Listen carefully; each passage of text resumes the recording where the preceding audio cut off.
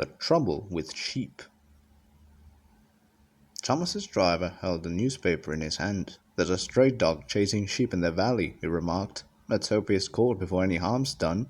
The fireman agreed, but Thomas wasn't worried. "Dogs don't bother me," he thought. "I'd just blow steam at them, like Toby did with that bull.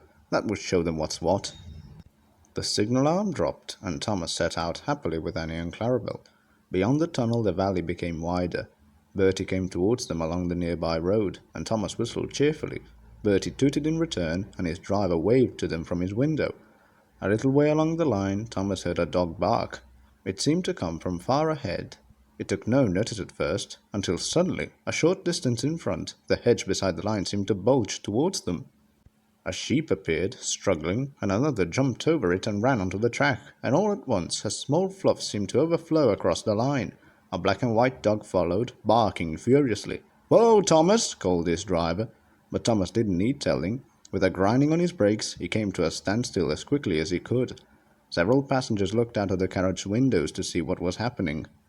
The dog stopped barking. Thomas found that he didn't need to blow steam at him. As soon as the dog saw Thomas, it turned and ran quickly through the gap in the hedge and across the field. But all the poor sheep, thoroughly confused and frightened, didn't know what to do. Some ran along the line, some stood quivering in fright, while others, braver than the rest, just went a little way off and make out tea in the grass on the cutting. "I know whose sheep these are," said the fireman. "It lives just over there. I'll leap across and get help." He was soon back with the Sherpa and 2 sheep-dogs. In next to no time they had rounded up all the sheep and guided them back through the gap in the hedge into their field. Meanwhile the guard had been making sure nothing had run into the train. We came back just as Thomas's driver and fireman were climbing back into the cab, and at last sheep was disappearing through the edge. "Right, Thomas," said his driver. "Away we go." But Thomas couldn't move. "My wheels won't turn," he complained. "Something's wrong with the brakes," said the fireman. "Bother," said the guard when they told him. "Now I shall have to go all the way back to the signal box again to tell them we can't move after all. Can you fix it, or do you want me to ask for a fitter?" "We'll try," said the fireman.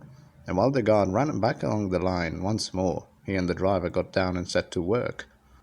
Thomas waited thoughtfully for a while, but soon became impatient. He seemed to have been waiting ages, though it was only really 10 minutes. "Are we ever going to start?" he thought crossly. Suddenly he heard a shout from his driver. "Got it!" he called, and went back to work with a spanner. "A brake pad had worked loose when we stopped suddenly," he explained as he climbed back into the cab. "We'll be all right now." There was a hiss, and Thomas felt his brakes come off. "Right," said the driver, opening the regulator to let steam go into Thomas's cylinders. "Away we go." Get a move on," puffed Thomas impatiently. Wait a minute," wailed Clarabel, but Thomas was in a hurry and took no notice. He had lost enough time already, and wanted to make up for some of it. While the passengers got in, Thomas's driver told the station master what had happened. "Come along," Thomas hissed impatiently. "We can't, Thomas," said the driver. "We haven't had clearance from the guard yet." He suddenly stopped and clapped his hand to his forehead. "Oh, crumbs!" he exclaimed. "We must have left him behind."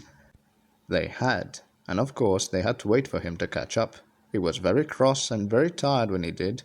"I'm sorry, Mr. Guard," said Thomas. "Clarabel did tell me to wait, but I wanted to make up for lost time. Now it seems I lost even more," he finished sadly.